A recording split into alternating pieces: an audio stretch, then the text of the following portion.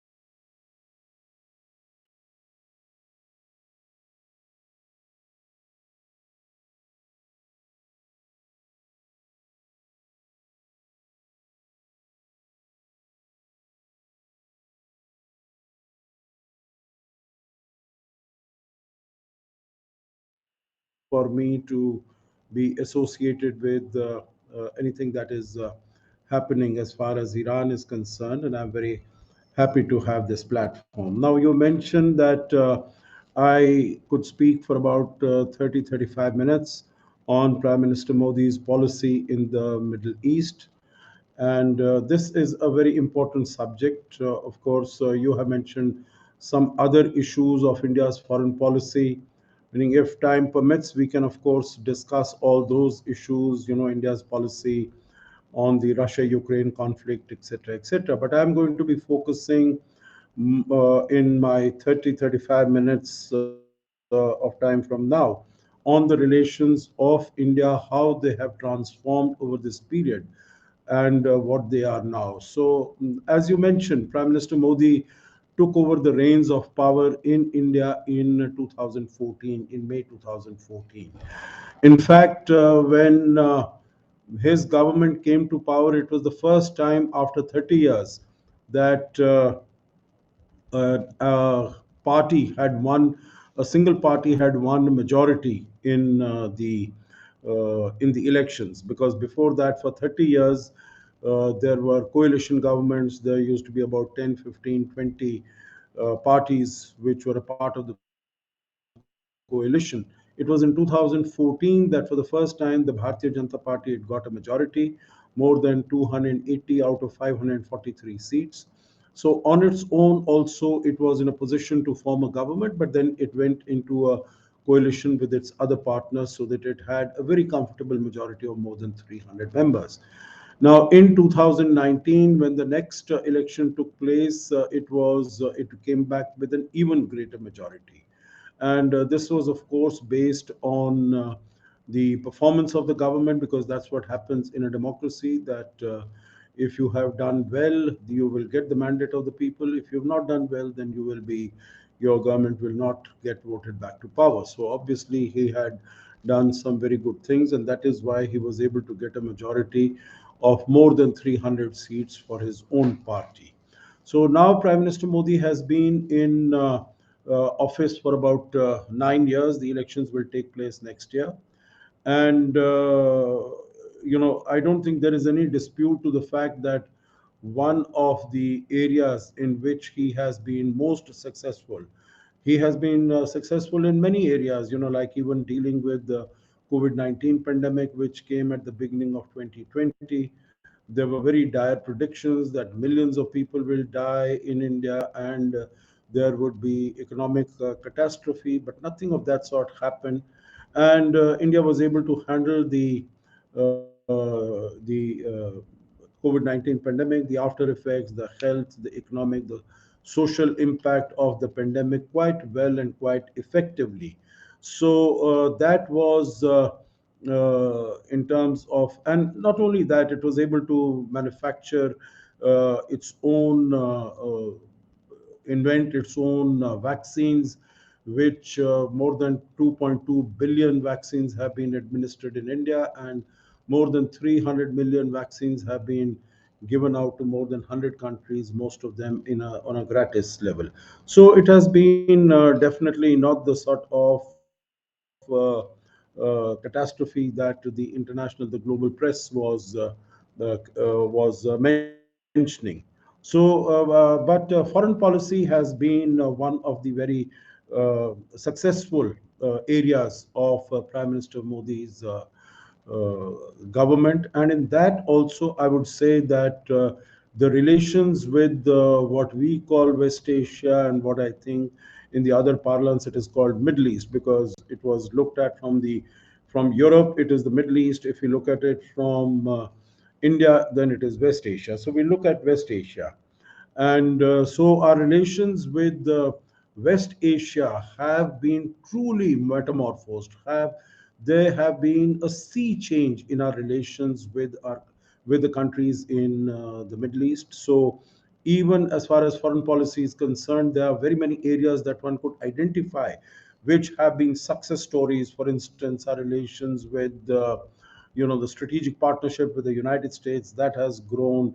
Strategic partnership with Japan, with Australia, with a number of, with the developing countries, with global South. All these have been very significant achievements. But I would say that our relations with West Asia, with the Middle East, there has been a watershed. They have really become a game changer. So what I'm going to do in the time that is available to me is first, and when I speak about West Asia, it is by and large Iran, of course, because you are the host of the meeting today. But in addition to that, the Gulf Cooperation Council. So these are the 6, 7 countries that I'm going to be speaking about. I'm not going to be spending much time on relations with Israel. They are very important relations, very significant relations for India. But we can take that up in our question answer session. If there are queries, I'll be very happy to respond to them. So first, what I'm going to do is I'll make some general comments about this region as a whole that we are speaking about.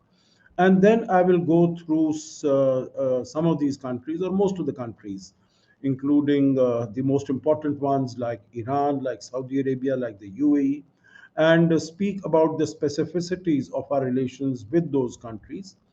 And then, of course, I look forward to the comments by Ambassador Zade, and have a question answer session. So the first element is that, as far as Iran is concerned, we till the British were here in India till 1947, we shared a common border with Iran. After India became independent, that was not the case, because we had another new country, that is Pakistan, that is came between us. But still, this area has been, whether it is Iran or the Gulf, this has been a part of our extended neighborhood. Because if you look at it in terms of trade that used to take place from Saudi Arabia, from the Arab world, with India, with the west coast of India, that went back thousands of years. So the Arabs used to come. In fact, when Vasco da Gama came in 1498, that proved to be the disruption in that trade, But otherwise, from this region, there used to be a very active trading relationship and active trading partnership that existed for thousands of years before that.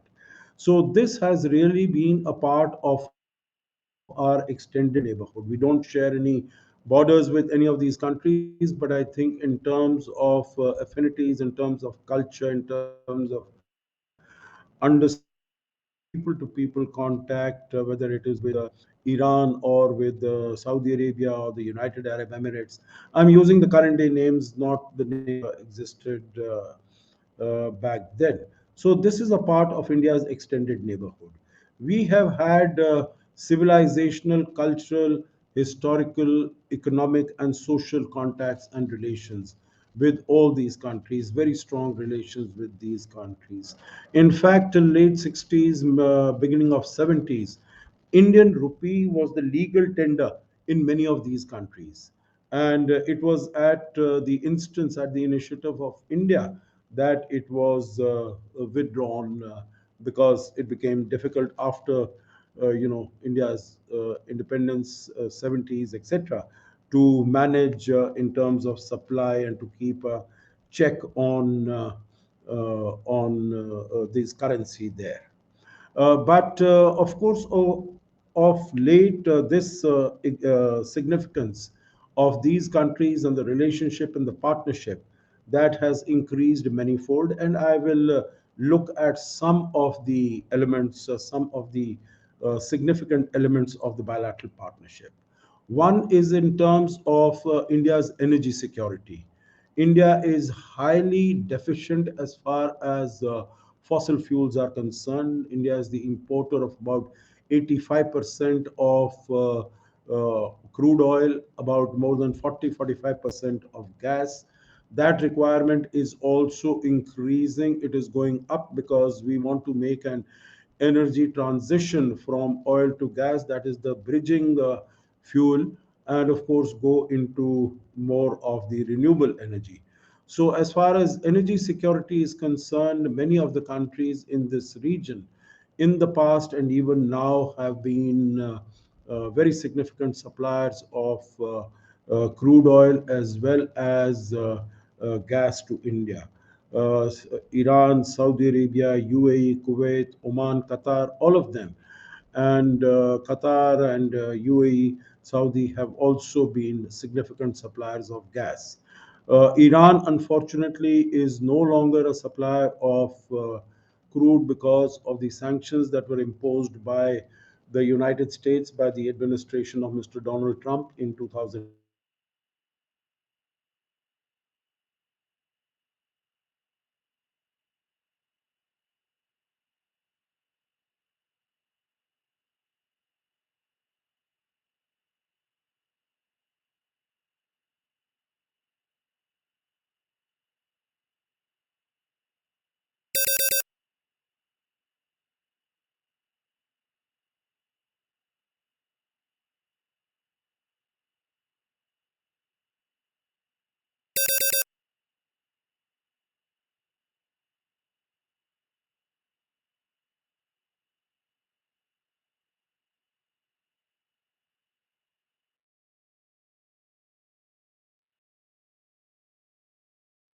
So the region in the Gulf and in West Asia, anything between 8 to 9 million. So, in terms of India's interest in the region, it is the welfare of India's diaspora is also very, very important for us. The third aspect in this context is the huge amount of remittances that we have been getting till now from this region. The latest figures, I think, which came out from the World Bank in July, said that in 2022, India received $100 billion in terms of remittances from other countries. Earlier, the contribution, the share of the Gulf countries and West Asia used to be much more. But now I understand the largest country with the remittances is the United States, the second is the United Arab Emirates, the third is the United Kingdom, and after that we have Saudi Arabia comes in at fifth or sixth place. Kuwait is there, Bahrain, Oman, etc. But that notwithstanding, I think about 30%, even now, even today, the figures that have come in for last year, the 30% of that, so that means about $30 billion comes in as remittances from this region. Of course, if you look at, meaning just by way of comparison, I think the next country which receives large remittance is, I think, Mexico, which gets about $60 billion. So remittances are an important element. Then next is in terms of trade and economic cooperation. And of course, we have the biggest trading partner of India is the United States, with I think about $160 billion annual trade. Next is I think China, which is about 130 odd, or maybe less than that, maybe 110 billion dollars. And then the number three is the United Arab Emirates, and number four is Saudi Arabia. And I'll come to the figures as we go along. So trade is a very important component, and also investments into India, because many of these countries are extremely rich. So that is also a very important element. Then we have, in terms of India's soft power, there is the people to people connect with these countries. There is a great interest and fondness of Indian art, Indian culture, Indian music, Indian films, Bollywood, etc., Indian dance, classical dances, etc. There is a huge interest in all of these. There is also, we have, maybe I'll speak about it when I speak on the relations between India and the UAE, but there is also on trade relations that we have signed a comprehensive economic partnership agreement with the UAE last year. But there is also, at the level of the GCC, we are looking at signing an FTA. The other aspect that brings India together with these countries is the issue of connectivity. And connectivity, we have two very significant major projects in Iran. That is, one is Chabahar. We have been speaking about it, and we have been discussing that for quite some time. And there has been some progress that has been made. Unfortunately, I think not to the extent that that both India and Iran would like. We would like this to progress much quicker, but still work is going on, and unfortunately, it is because of the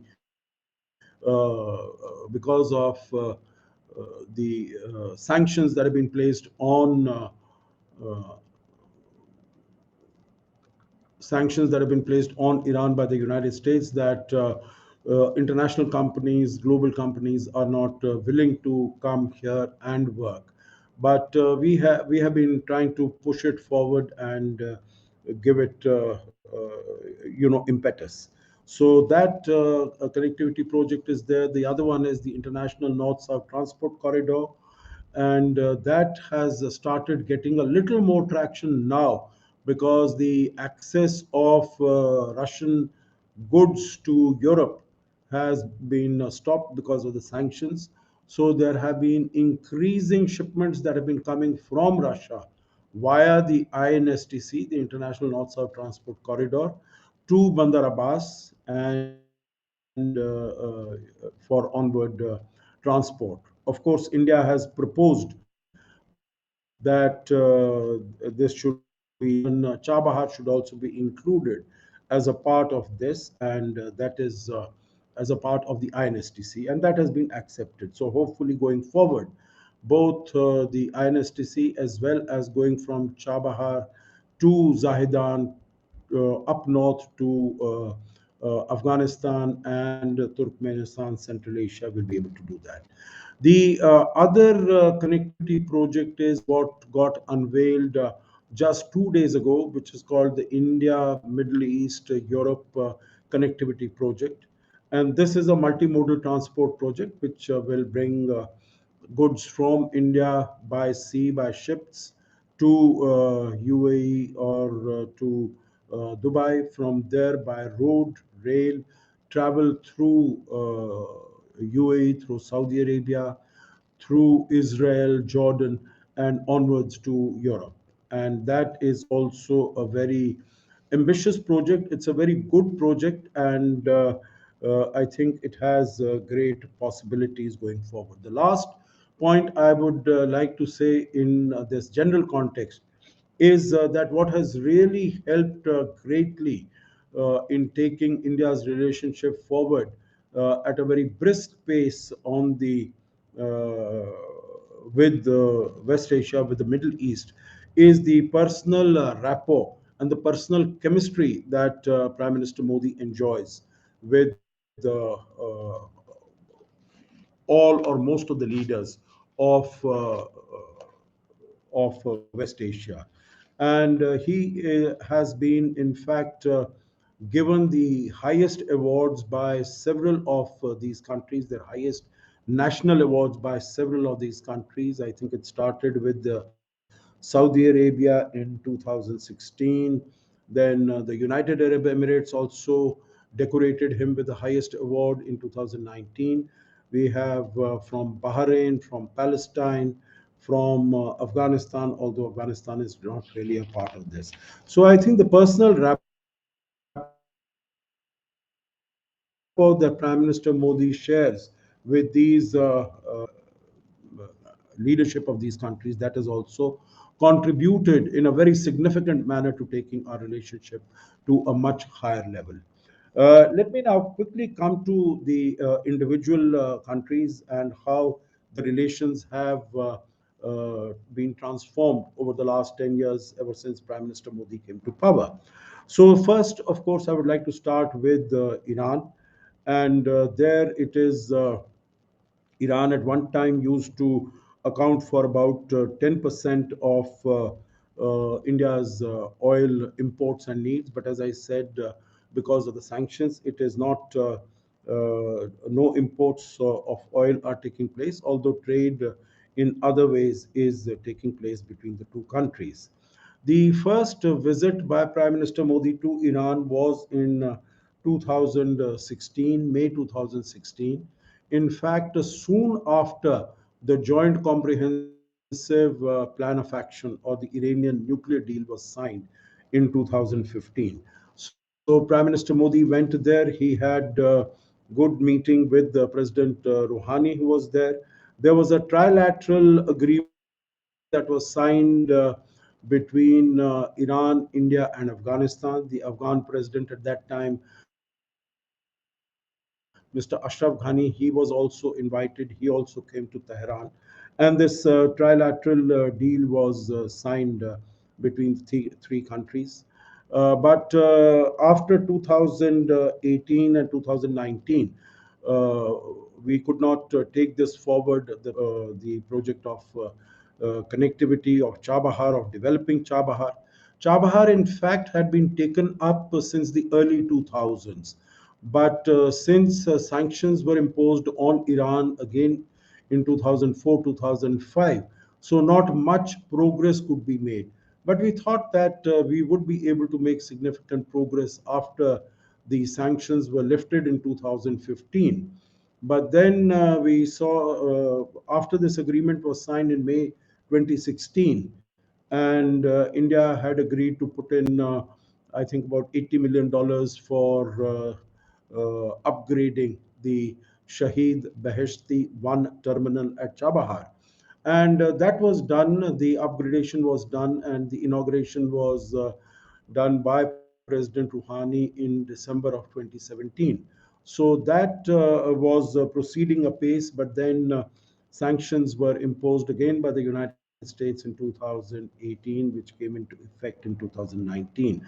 Now, of course, the Chabahar project was not a part of the sanctions, but we saw that none of the companies that India approached and the company that was put in the Indian company that was created, Indian Global Ports Limited, IGPL, they were not really able to get any global or Indian company to come and start working there because they were apprehensive. They were afraid that they might have to be faced with the secondary sanctions. So much could not be done. Although I understand that in the recent years, particularly after President Biden came to power, we have been able to get six large cranes into Chabahar, and work has been going on, and from a large number of countries, whether it is Germany, France, Italy, etc. Cargo has been handled there. So that is working, but of course, as I said, not at the speed available. We were hopeful that when President Biden came to power, that JCPOA would be revived, that he had given indications to this effect that he would like to bring it into place. But then I think we were very clear, we were very close to reaching an agreement, but then that agreement could not be arrived at. So it is the position is still like that. The international north-south transport corridor, as I mentioned briefly, there has been some more activity that we have been able to see, but it is, of course, much more to be done. So we have also, as I mentioned, to India.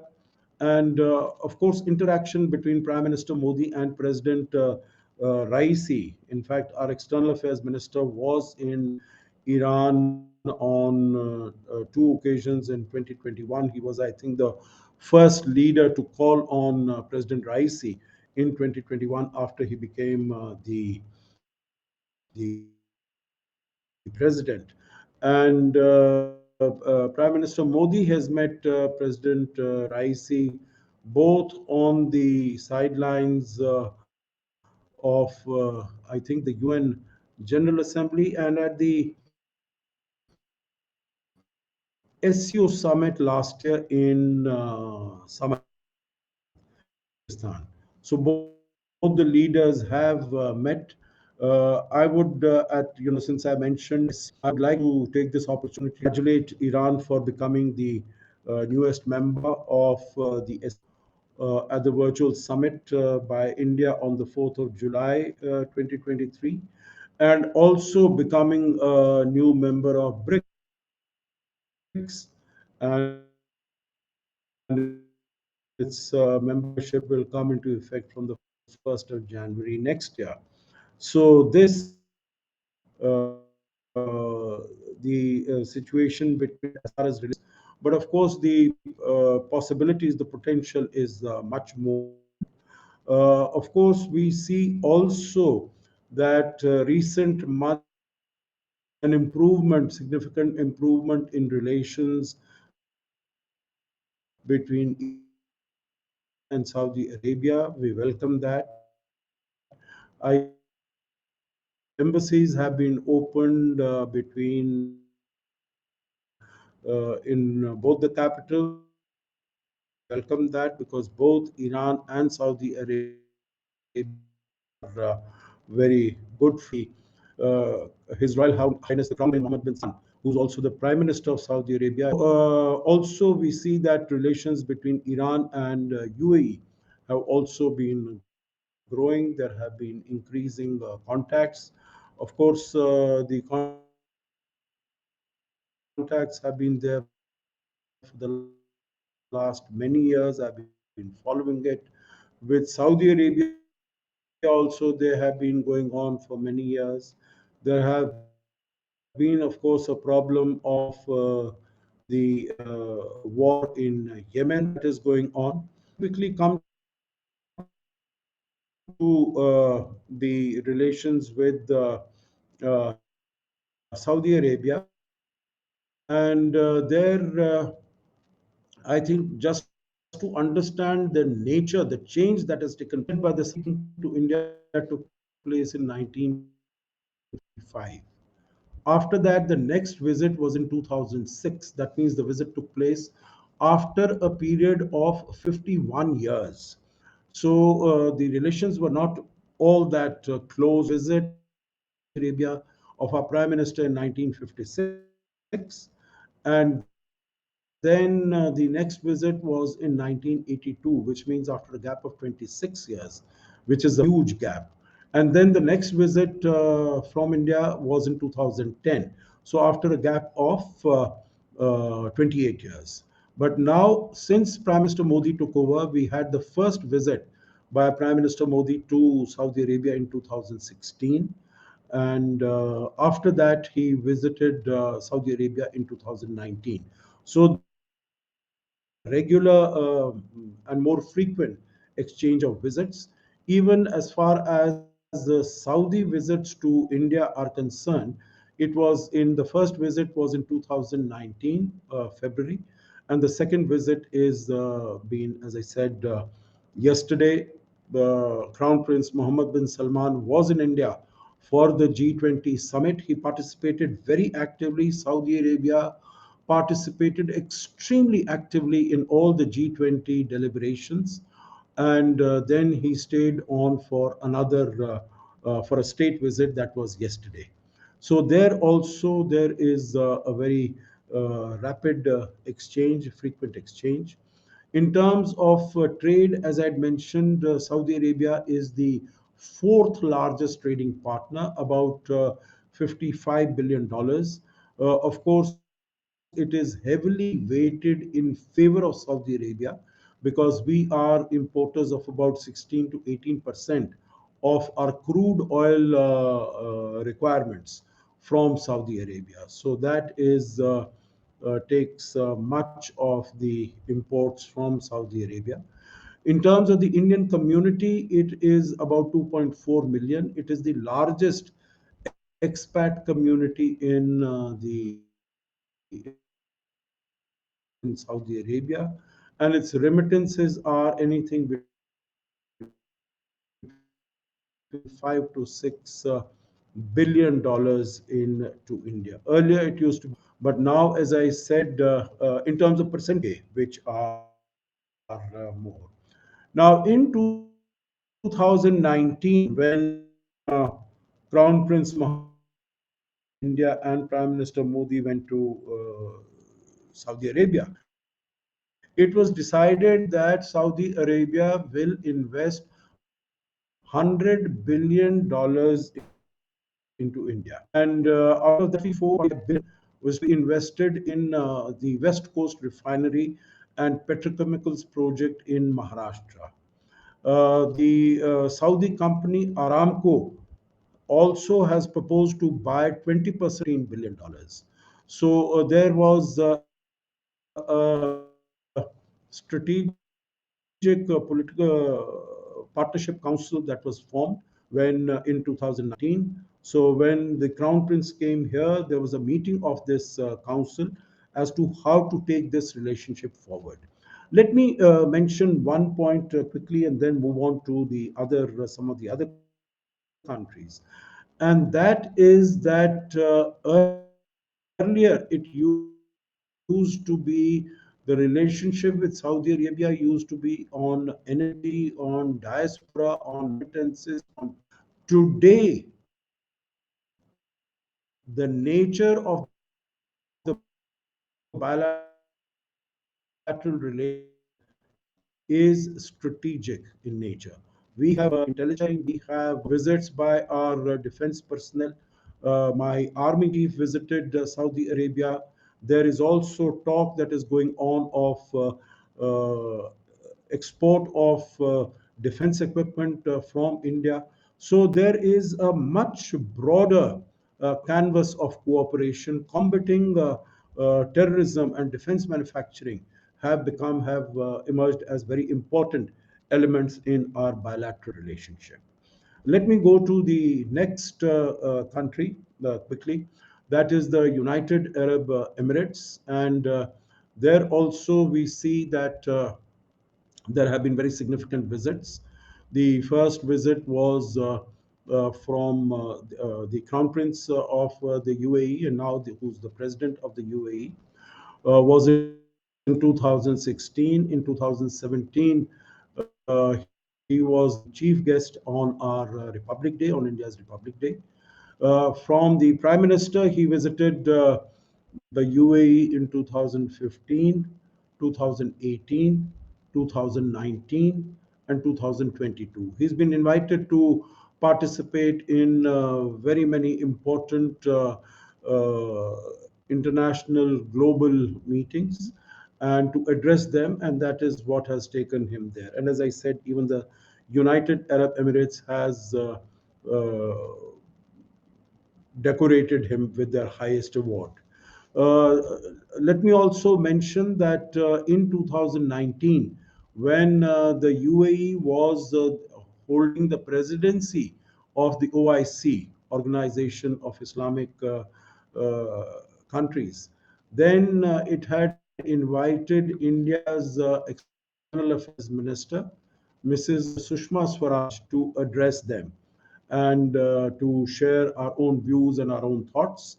And of course, at that time, it was seen Pakistan had threatened the UAE that if India is invited, they will not attend, they will participate.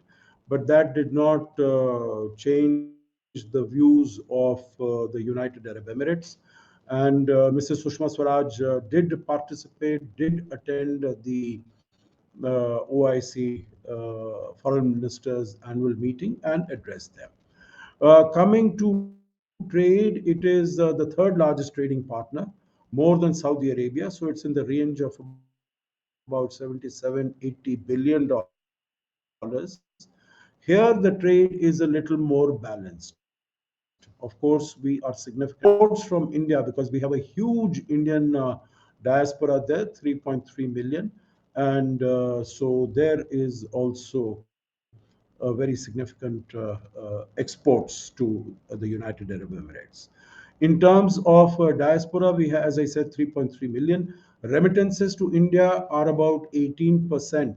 So out of 100 billion last year, about 17-18 billion dollars of remittances have come to India. Also, the UAE has committed to invest about $75 billion into India's infrastructure. They have also committed to invest and build large I think it's Empire stores, it's general stores, huge supermarkets in Srinagar, in Kashmir. And because there is great potential of investments in Kashmir, as also, of course, of creating infrastructure in other parts of the country. And so that work has also already started. And I think quite a bit of work has been done on this investment of $75 billion. The Saudi company Aramco and the Abu Dhabi National Oil Company, they have agreed to jointly develop a refinery and petrochemical plant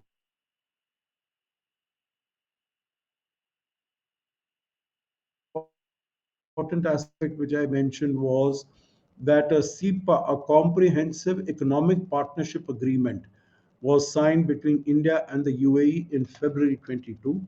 This was, in fact, I understand this was concluded just in about 80 days. The total negotiation was concluded in 80 days. And I understand that when the first anniversary of this agreement was marked in February this year, that it had already made significant progress in terms of taking the relationship forward.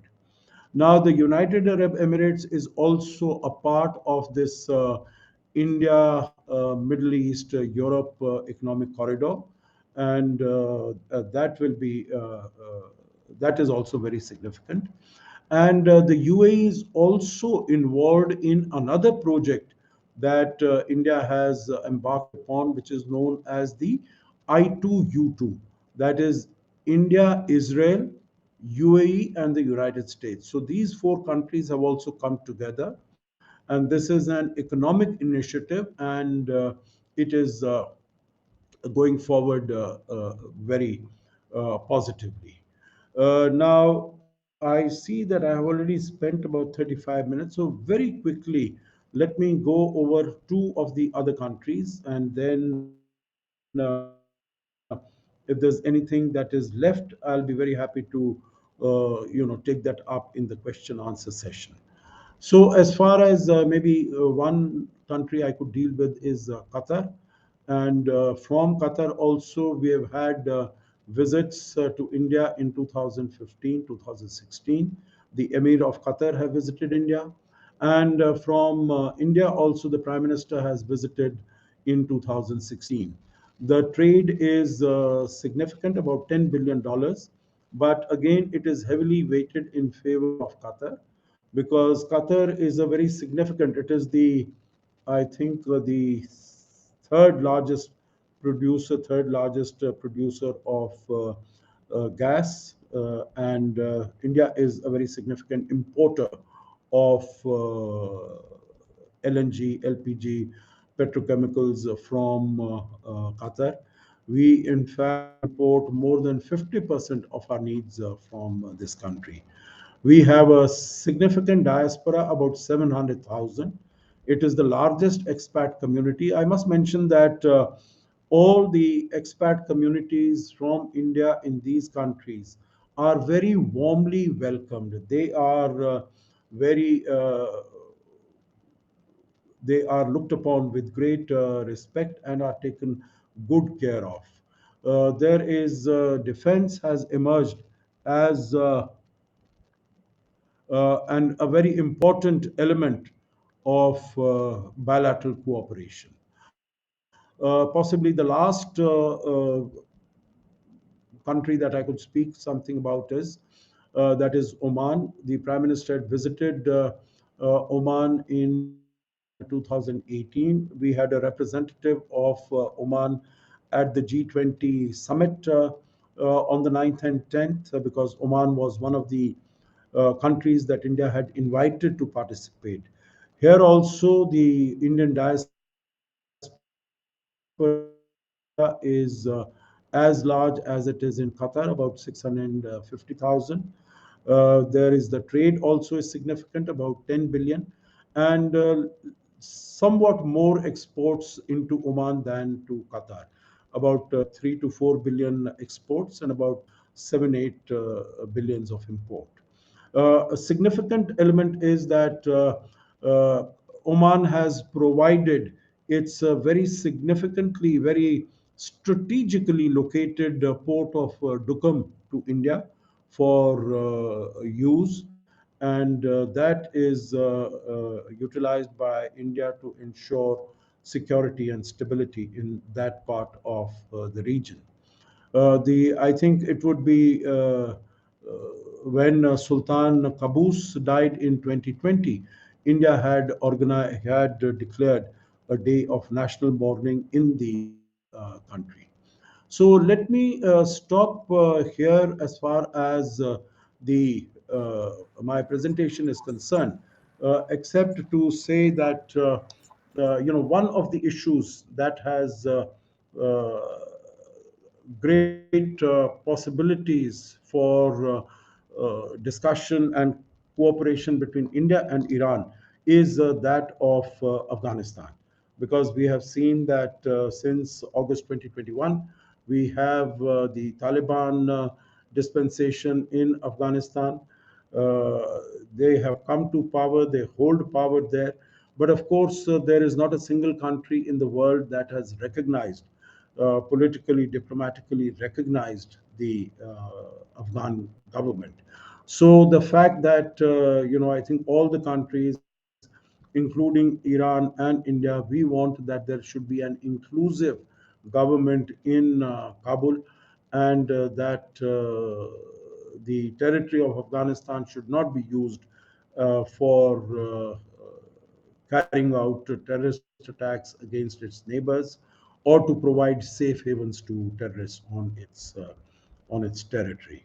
So I think there are, in addition to economic areas, even in strategic areas, there are possibilities of cooperation, and there is much that can be done between India and Iran to take the relationship forward. And I do sincerely hope that in the coming months and years, our relations will continue to flourish and to prosper. So, thank you very much for the invitation. Thank you very much for this patient hearing. You had told me 35, 40 minutes, Dr. Majid, and so I think I have finished my presentation in about 40 minutes' time. Thank you. Thank you, Ambassador. It was very fruitful and informative. You've done a very good job to talk about these very vast region and lots of countries and lots of important issues raised regarding the West Asian, and on the other on the other hand about the Middle East. When we talk about it, you've done the very good job to talk about these very vast region, and thank you for your presentation. And I would like to, not taking time, and go to our other guest today, Ambassador Nabizadeh. Could you hear us?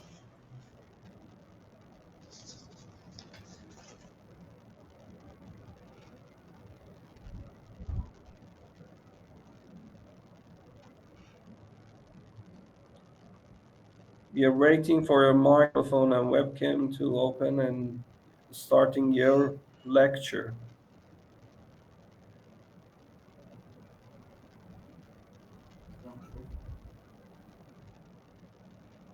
Ambassador Nabizadeh, could you hear us? Maybe he has a technical problem here. We're just waiting to resolve the problem.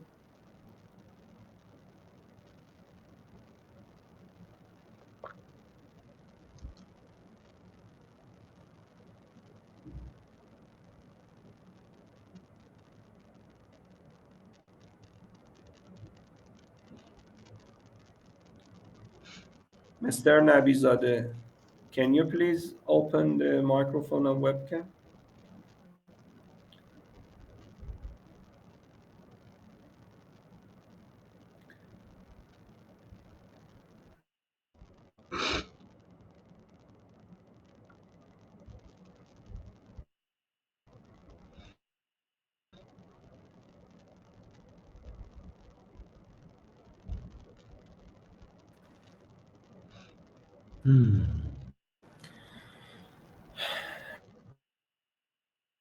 Unfortunately, we're facing a technical problem here. We couldn't hear you or either sing you.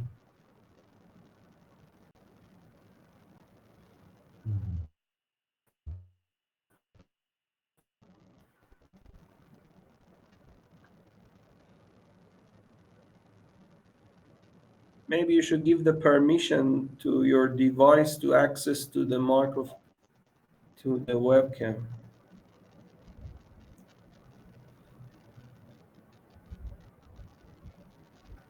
Actually, the browser asks you about giving permission to have access with the microphone and webcam.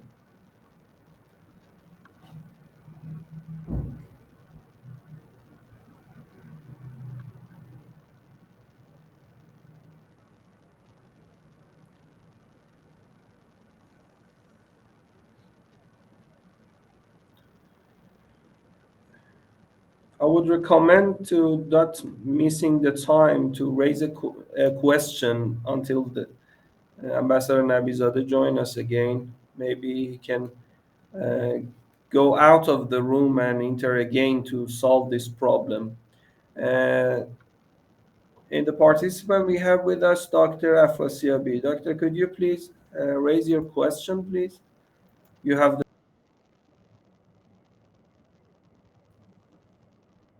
Namaste, Ambassador Sejanehar.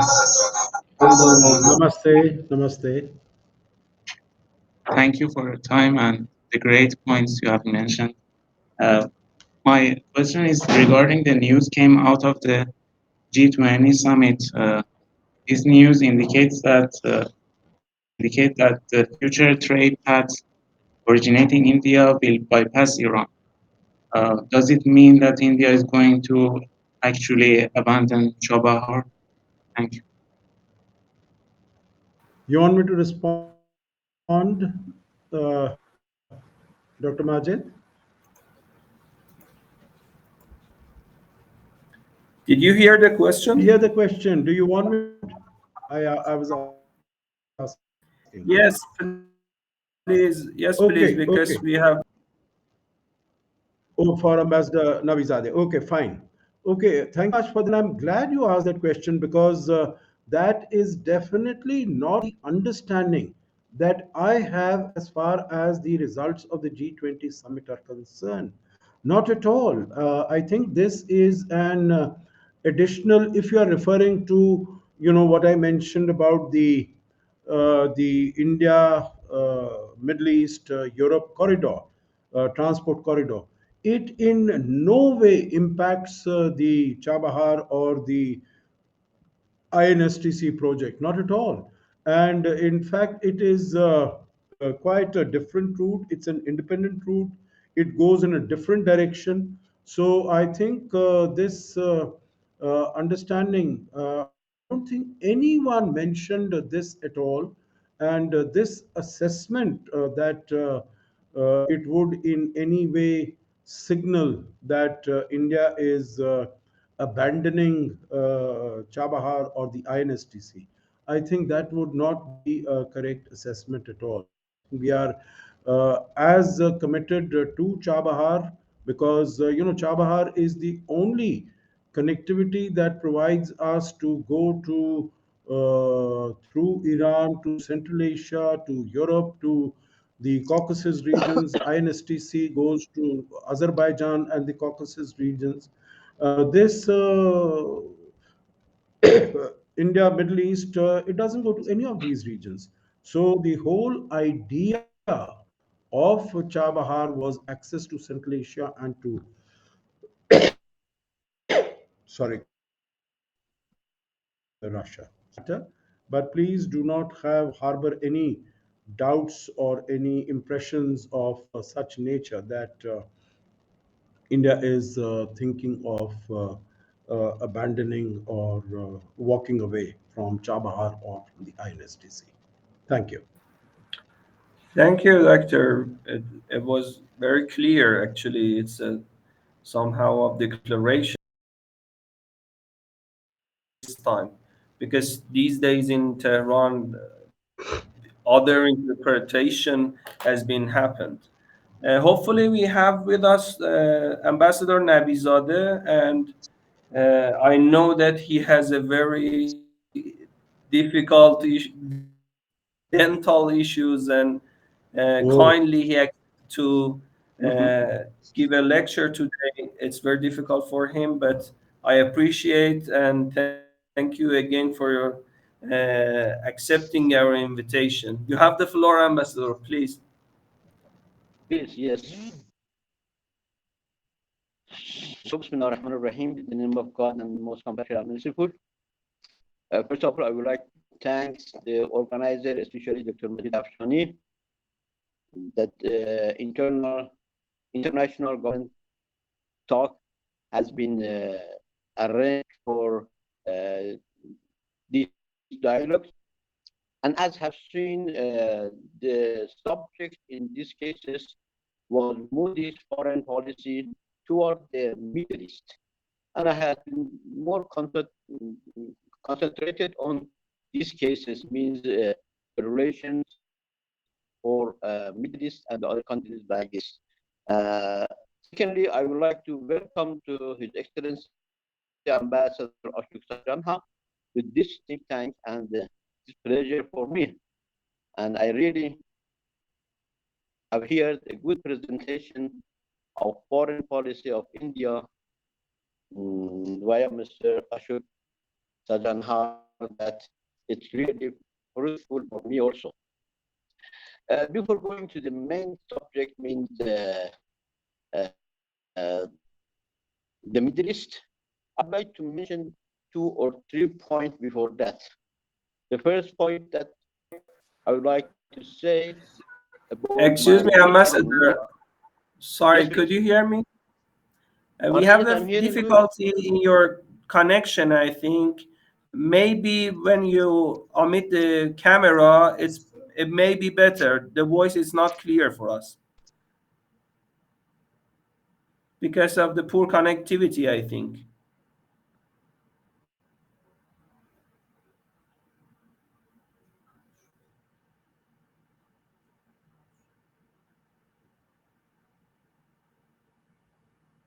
Ambassador.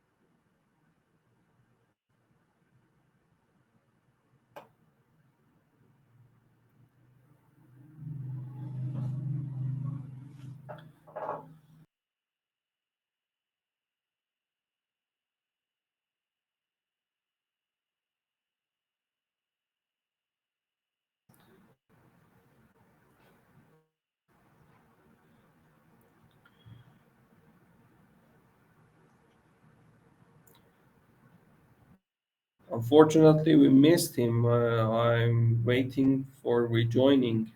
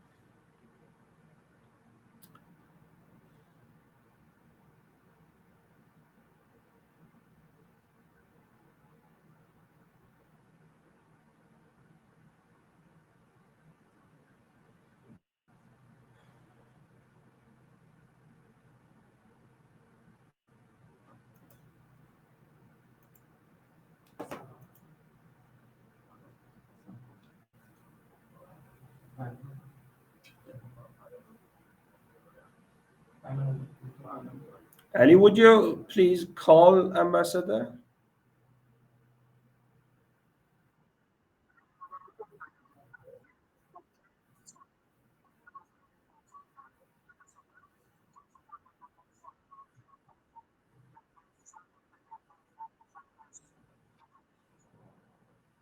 Okay, I'm so sorry to all participants, but we can wait. The only thing that we can do actually is waiting.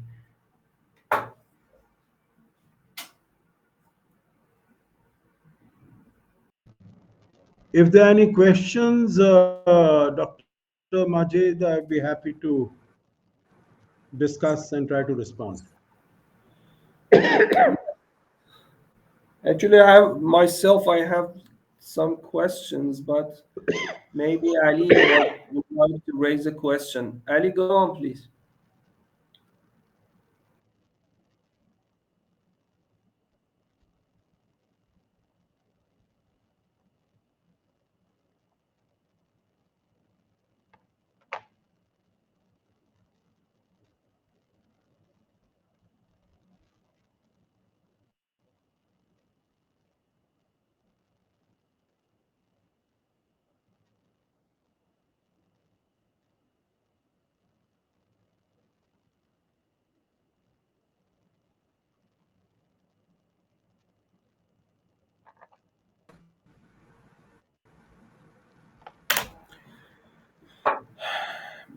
May I ask a question, Ambassador?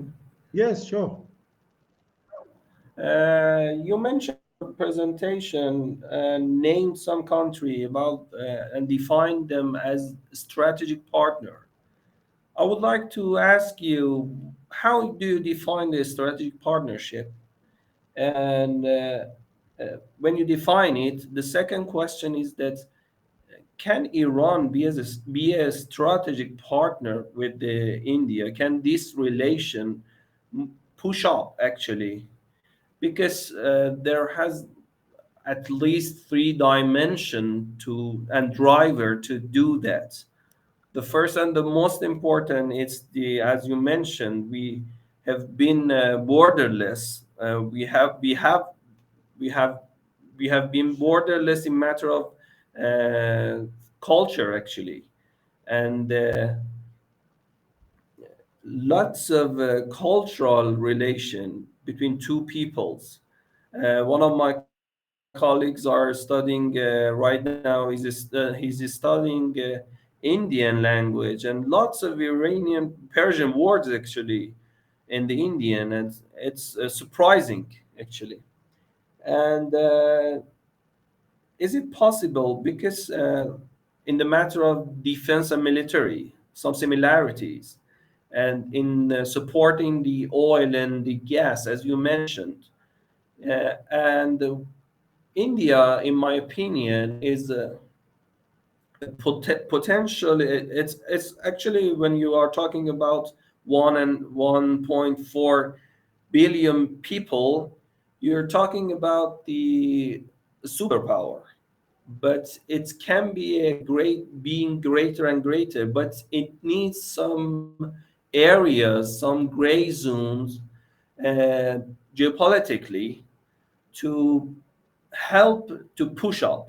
When you have a border with countries like Pakistan, lots of difficulties. All we all know about that, and the other border is China with territory problems. When you look at the map, Iran is a very potential location for strategic partnerships. My question is it possible to be a strategic partnership? And if yes, after you defining these partnerships, what's the obstacle? What's prevent us to go towards that level of relationship? Thank you. Yeah, your question about a strategic partnership, of course, it really at times what is mentioned is that it is difficult to define it, but you know it when you see it. So earlier, this whole question of strategic partnership, the formulation that was used rather loosely and lightly. So, what are the elements of a strategic partnership? I'm sure theoretically we can put out in terms of economic relations, in terms of trade relations, in terms of security partnership, in terms of defense partnership. So, all those elements, if they are, you are able to tick them, that most of them that they do exist, then maybe you are able to see that it is a strategic partnership. I agree with you as far as culture is concerned, as far as language is concerned, as far as music is concerned. We know that, meaning I didn't have the time to go through all that, but whether it is the the very popular instrument of sitar, that came from Iran. We had Amir Khusro, who came and who is so popular and so well known and so famous. He came from Iran to India. And as far as even the language is concerned, Urdu language is a mix between Hindi and Persian, and it even takes its script from Persian. It is not exactly the same, but it's different.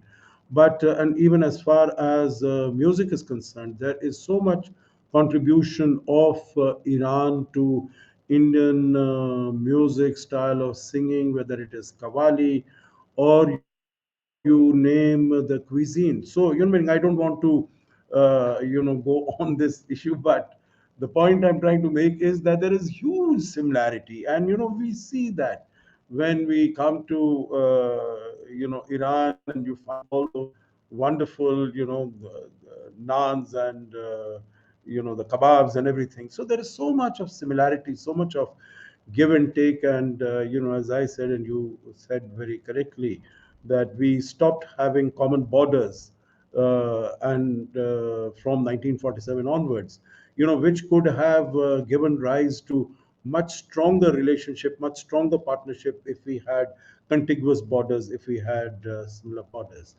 I think in addition to the elements that you mentioned and what I said about trade and economic cooperation, scientific cooperation, I think connectivity is a very important element that both India and Iran share. I think what has really bedeviled our relationship is the issue of sanctions. From the early 2000 onwards, and that is partly to do with the government, but more to do with the private sector, because the private sector becomes very apprehensive, as I was mentioning, even as far as Chabahar is concerned. We made sure that Chabahar would not come in the ambit of sanctions as far as the US is concerned. But still, the private companies are not willing to come and set base there, because they're apprehensive that they will be slapped with secondary sanctions. So I think that has been the basic element. But otherwise, at the bilateral level, whatever we can do, possibly we can do. I think something is being done, but maybe once the sanctions are off, and that is why I said once JCPOA was signed in 2000, I was in Iran in May of 2016, signed the three, the trilateral cooperation on transit trade cooperation. Started working on Chabahar by, but then after that, 2018-19 onwards, again sanctions were imposed. So I think that is the big hurdle. That is the big bottleneck, in my view, which stands in the way of taking our relationship to the next level. I think Ambassador Nabizadeh is possibly on. Yes, he I is. can see Thank him. you for the answer. First, ambassador is with us, but the problem, I think, is still is available. We couldn't see or either hear him. I would like to raise my last question, and ambassador join us. Ambassador, could you hear us? Yes, he's here. We don't have voice. You have to unmute yourself. Unmute yourself. I think you're still muted. Still, it's not working.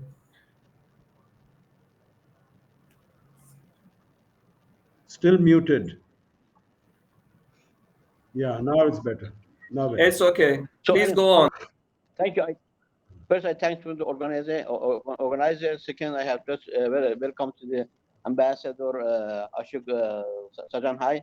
And then I said, as the subject was the Middle East That's why I have concentrated on that, and I prepare myself. However, ambassador has a very good presentation of the foreign policy of India, and really it's very good for me. But anyhow, before I started my main subject, I would like to mention 2 or 3 points. First point is to say as ambassador for 2006 to 2012 in India, and it has been very interested for me to have the closer relation between the two countries. At that time, Mr. Modi as a chief minister of the Gujarat, and as understood, he was being concentrated industrial development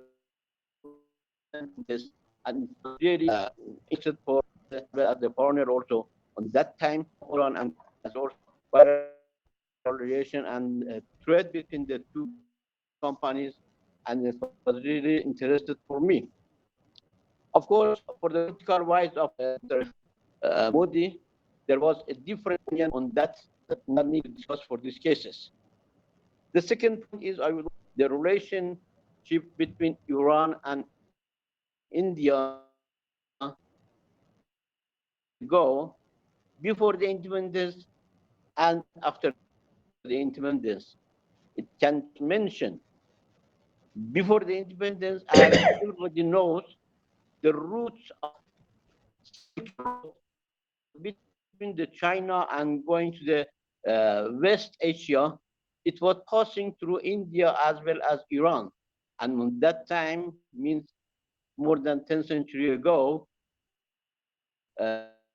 the businessman and merchant and business was going and coming from Iran to India and passing to China. Sometimes some percentage that together was traveling to this Silk Road was staying in India maybe more than 6 months, 8 months, and so on to pass this away. And as I have read,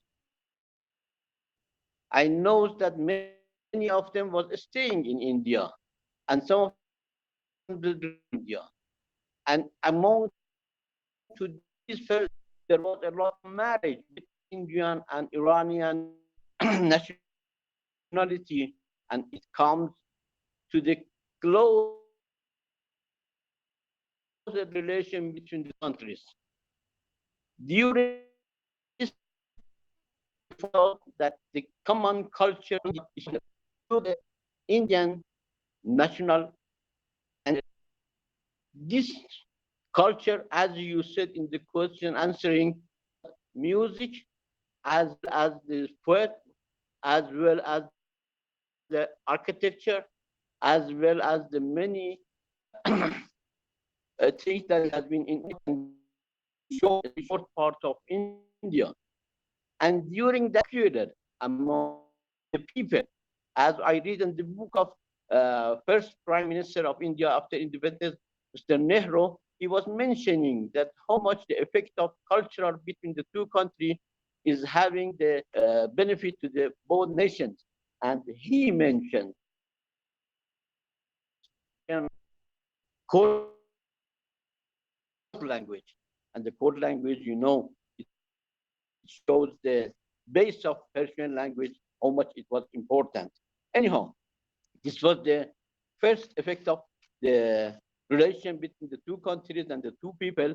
And even after the independence, you know, in 1947, the independence has been found, and in 1915, the diplomatic relation between Iran and India was opening the embassy of the two countries.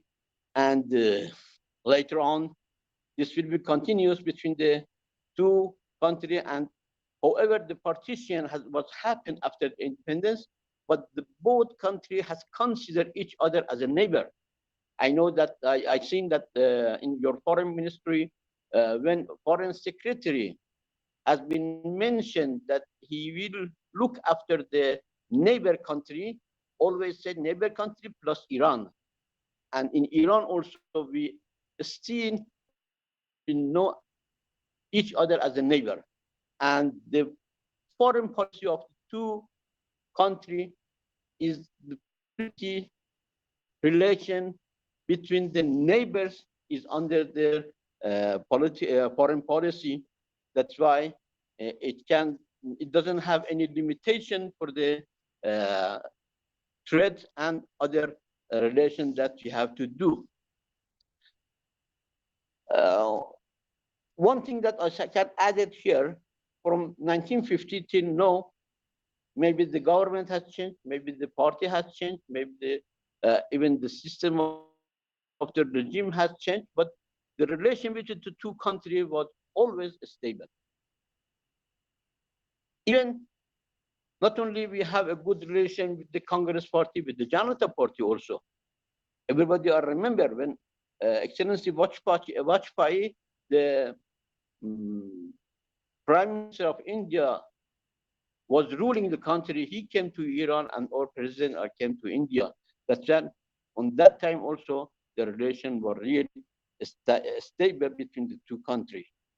Anyhow, only as you said about the sanction, I wanted to add these 2-3 sentences to my thought that during my missions, means 2006 to 2011, 2012, the amount of threat between the two countries when I start my work, it was $9.3 billion. And at the end of my mission, it came to $15.9 billion. It means increase in petrol, oil, as well as the non-oil threats. It was important for the both countries. But unfortunately, after 2012, as a sanction has been affected on the Indian policy also. However, it was unfortunately for us, but mostly the threat become near to zero or near to $1 billion that we were not be expected from the neighbor as well as the most democratic country, because this sanction, everybody knows, it is not right to us or not moral to us, but it is mostly politically from the American side to us that expected from the French country to try to bypass this sanction and to go forward for the both relations. Anyhow, let me say about the main subject that do that after that about the Middle East and the policy of Prime Minister Modi. I have heard his speech in different functions, as well as meeting with our president and so on, that he mentioned, I believe, we have to be close and closer to the Middle East than before. And it is the policy of India to be closer to this. It is appreciated. But I believe that this policy is on the Indian policy that they are following to become globalized in the world. And India, you know, in the regional organization like SARC,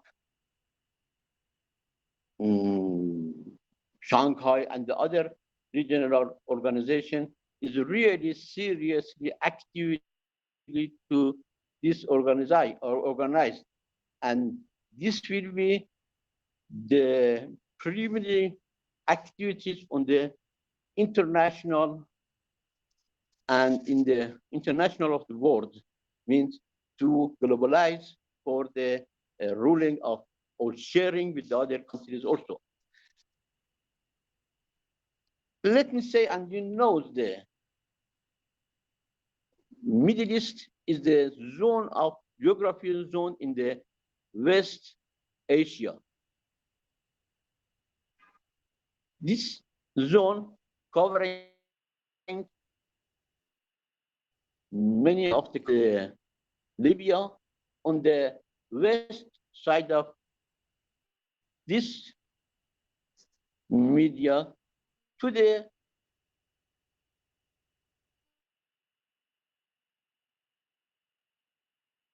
east side of geographical means Iran, even sharing to this.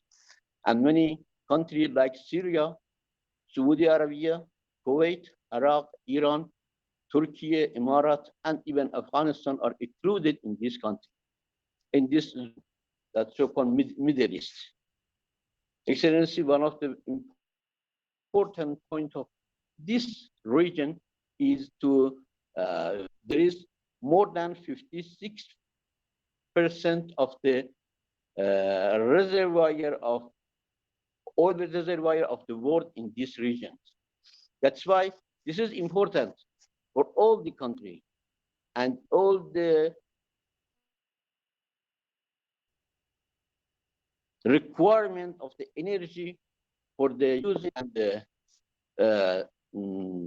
progressive of the country has to use from the energy. That is why I can say even the Western country, India, but one thing that we have to find it and think of this is in this century,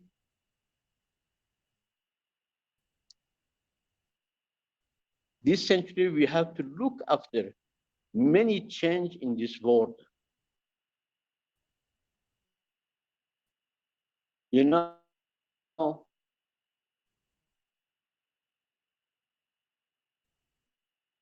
even 10 years ago, been established from different organizations. When this century, the power will be transferred from Western country to the Eastern country. And now you are finding and you are looking the simple for before one is east, one is in the west himself.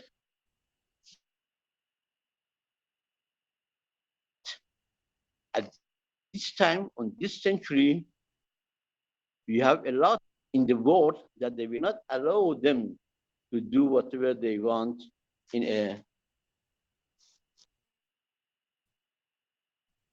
monopoly power. As we found, this emerging power, mostly in the Asian country, are available that we can found and have the and collaboration with them. Let me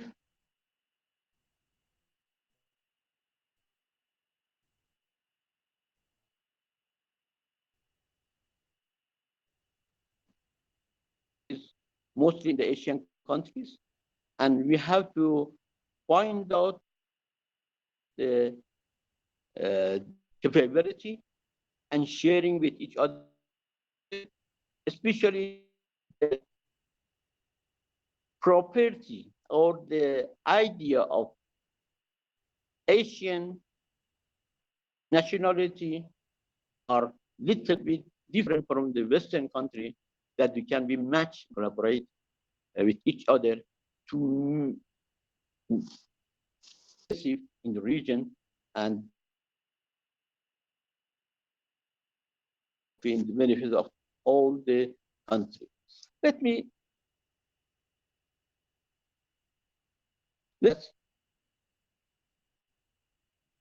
I hope this idea can be practically between all the Asian countries, and in the end, I would like to suggest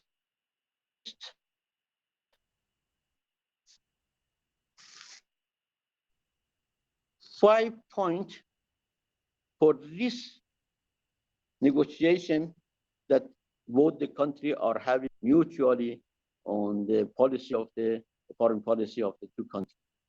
I suggest is to say, or conclusion, I can not suggest, is Iran and India, both of them is to the expansion, the relation between the neighbors, and it is the priority for them.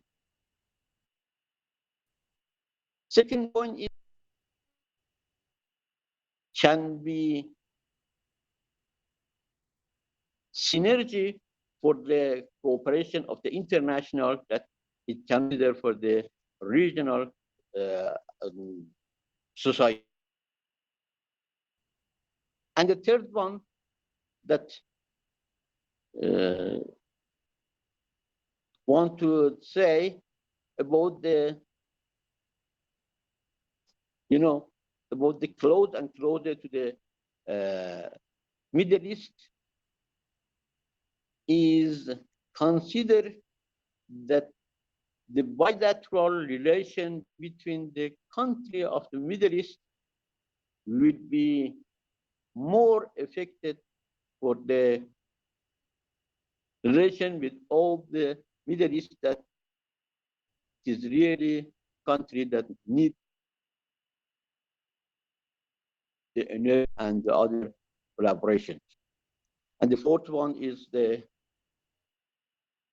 say that one of the important country in the Middle East, we can say it is Iran,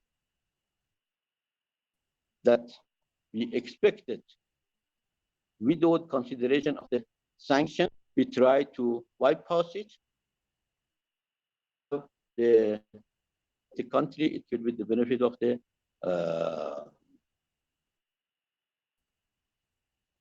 both the people of the country.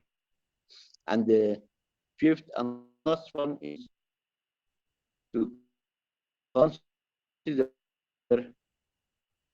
the history. It can be the Middle East or the Asian country can have this relation at all. Thanks and excuse for the presentation of this locality with the into which I have expected that I should be present in Persian for you said is not prepared for it. And as I have been a little bit far away from the dialogue of English, that's why I have to apologize for this.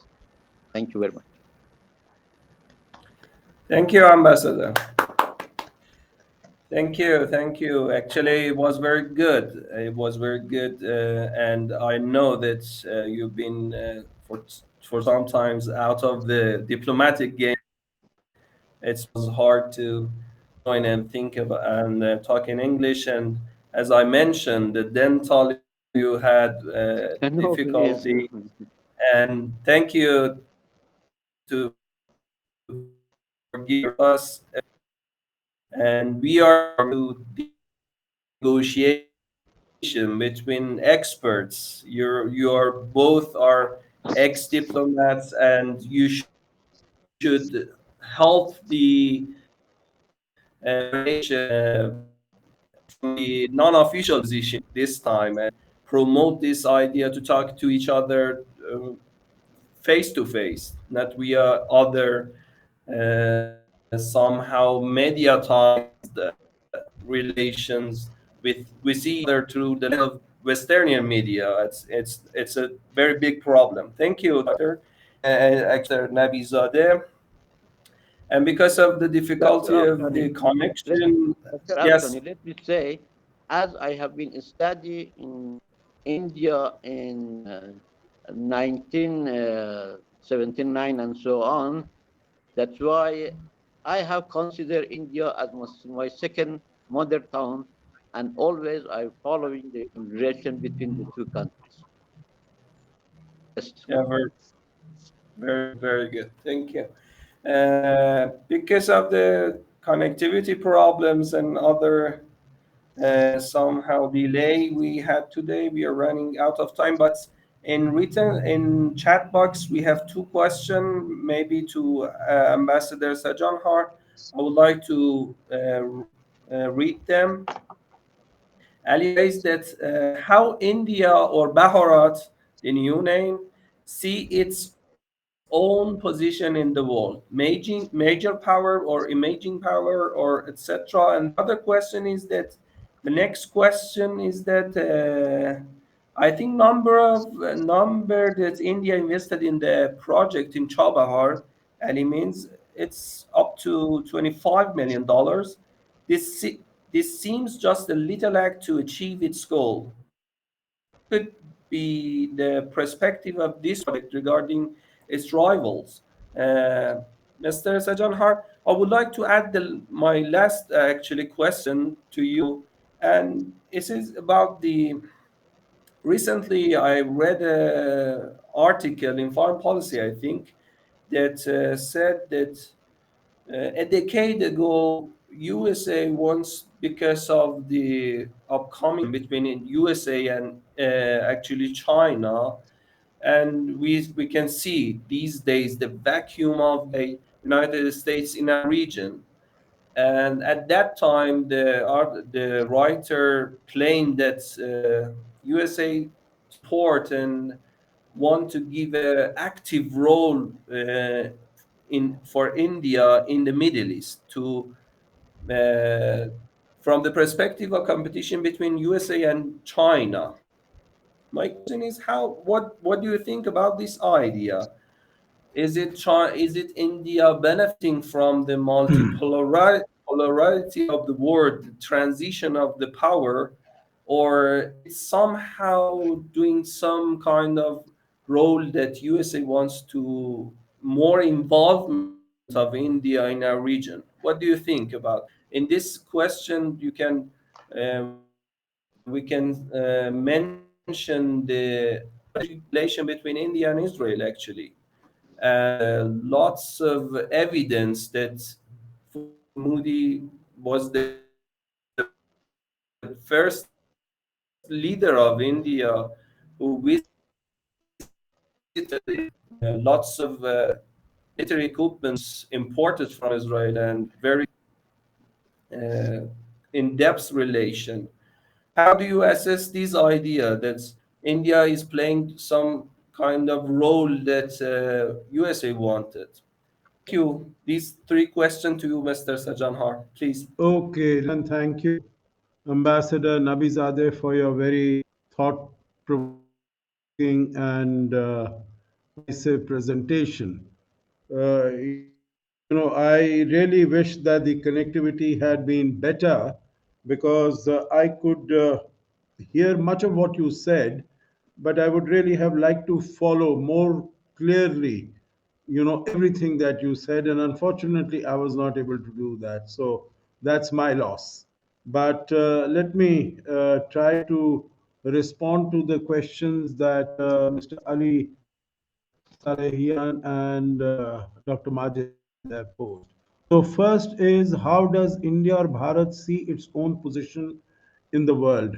I think we have, through the G20, through the deliberations, we have tried to project the voice of the global south because we see that the developing countries are not getting their due, and so that is why in at the beginning of India's G20 presidency we uh, organized a Voice of the Global South summit in January of this year, so that we could seek the views of the developing countries and feed it into the discussions at G20. So the way we see it as one of the prominent voices of the global South. And of course, we have also demonstrated more by action than by words that when India grows, then the world also benefits. When India becomes more prosperous, the world benefits because Meaning, I could give you many examples, but the example of the vaccines would be adequate, because most of the developed countries, in the West, in Europe, elsewhere, they had huge quantities of vaccines.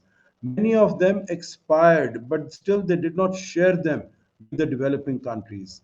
In India, when we started our vaccination program on the 16th of January of 2021, within 4 days, we had supplied on a gratis basis millions of vaccines to our neighboring countries, whether it's Nepal, it's Bhutan, it is Bangladesh, it is the other countries. So the way we want to project our position in the world, as I think the Prime Minister also mentioned in one of the G20 sessions, that we are, it's a Sanskrit word, Vishwa Mitra. Vishwa is, maybe you understand, it's the world, and Mitra is a friend.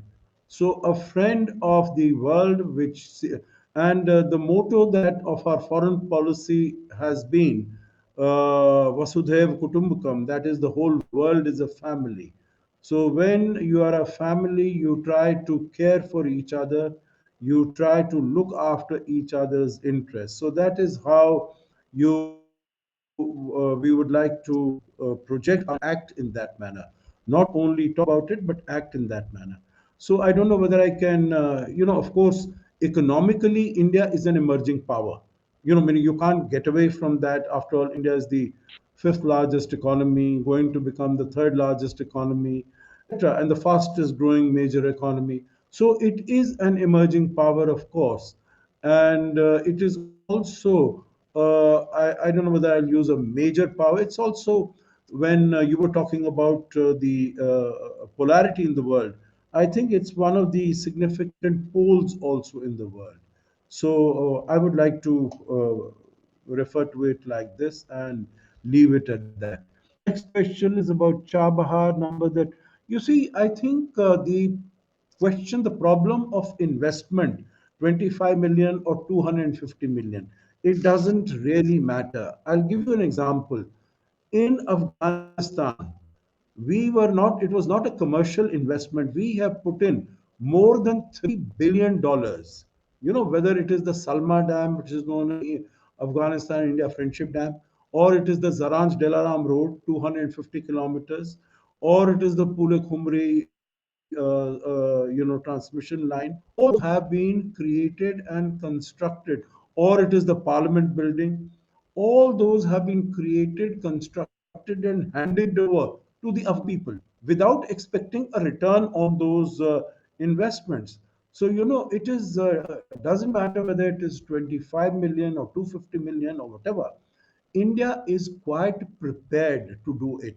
But I think this, as I have tried to explain, the circumstances and the situation has not been very conducive to work and to take it forward. And I sincerely am hopeful that things will become better, and we'll be able to work on Chabahar and several of the other rights. Come to Iran in a much more proactive manner as far as other economic projects are concerned. We have, as far as our business is concerned, they are very good in the petrochemical field and other areas. So I'm sure there can be very good cooperation. Now, your question, Dr. Majid, about India, United States wants to promote India to be sort of a counter to China and to have a more active role in the Middle East. I don't think that it is up to the United States to determine how India acts. I think India will act in terms of its own national interest, in terms of its own relations, in terms of uh,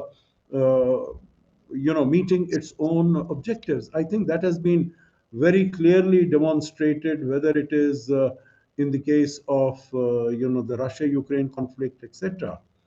But of course, we find that if India has to grow economically, then if we want capital, if we want technology, if I want a market, then I have to have good relations with the United States.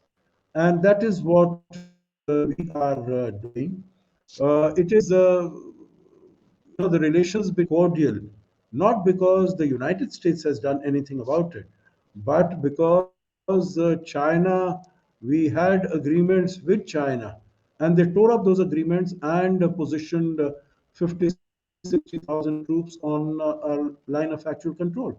So I think if someone has to be blamed for the less than cordial relations, warm relations between India and China, it is China because of its actions. It has done that rather than the United States.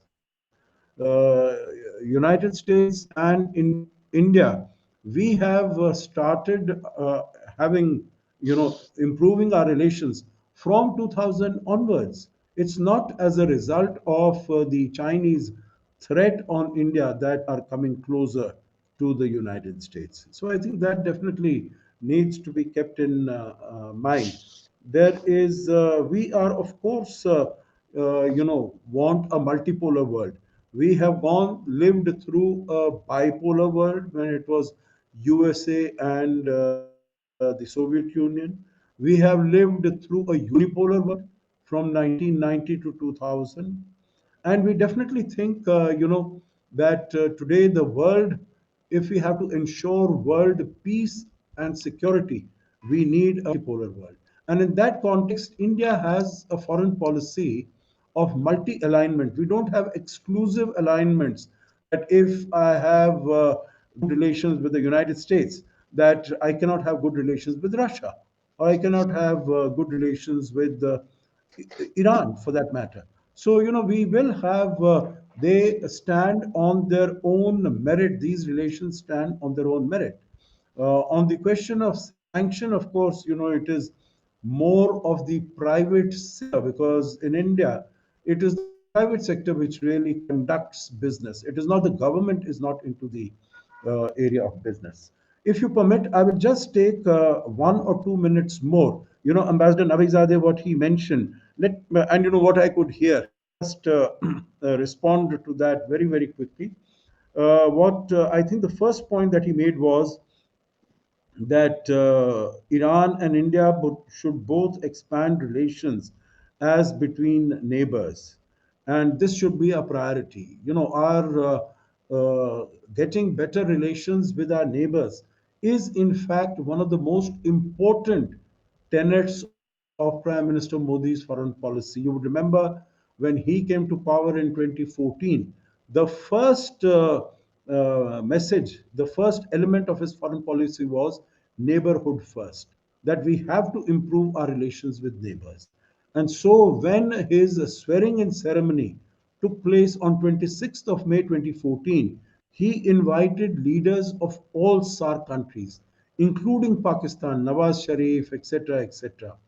He was the only leader who decided, he was going home from Kabul, and he called Mr. Nawaz Sharif. This is in 2015. He called Nawaz Sharif to congratulate him on his birthday. It was on 25th December, and also to congratulate him on his daughter's wedding. Mr. Nawaz Sharif said, "Okay, you are so close. Why don't you, on your way home, why don't you drop into Rawalpindi to Pakistan?" Mr. Modi went there. He met, he participated in his granddaughter's wedding. So he has made a lot of investment in the relationship with Pakistan. The only unfortunate part is that when Mr. Modi went on 25th of December 2015, on 1st January 2016, there was a major attack on an army base in Pathankot. So if countries like Pakistan, they don't give up on issues like terrorism, cross-border terrorism, providing safe havens to terrorists, providing financial support to terrorists, it becomes a problem. But I agree with you as far as India-Iran relations are concerned. We are neighbors. We have always been neighbors, and we need to cherish and build this relationship. The last point, what you said, Ambassador Nabisade, is that we need to develop our relations without consideration of sanctions. And I tend to agree with that. I remember when I used to be posted in Iran in the early 80s, then we had a system, what was known as the Asian Clearing Union, that all the trade that we are conducting, we will do it in our own currencies and we will settle it amongst ourselves without resorting to global currencies, etc., etc. And I thought that had a very good possibility, that had a very good potential to move us out of this sanction regime. Maybe, your financial experts and our financial experts can think about it as to how we can get around the sanctions and get, continue to expectations. So let me finish here and thank you very much, Dr. Majid, and thank you very much, Ambassador Nabizadeh. It's a pleasure to meet you virtually, Thank and you. I look forward to continuing our cooperation. Thank you. Thank you, Ambassador. Thank you for this session. Mr. Navizadeh, would you like to say any comments?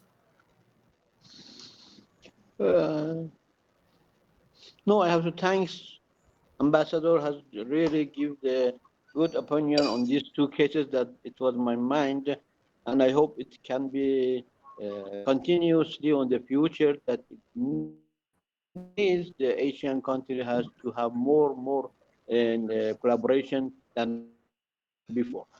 And in the finally, by Dr. Majid, we can have the phone of each other and we can talk with this ambassador and try to invite him to come to Iran, inshallah, and having the visit. Inshallah, I would love to do that because I Thank have in no other place have I eaten such delicious food like I have in Iran.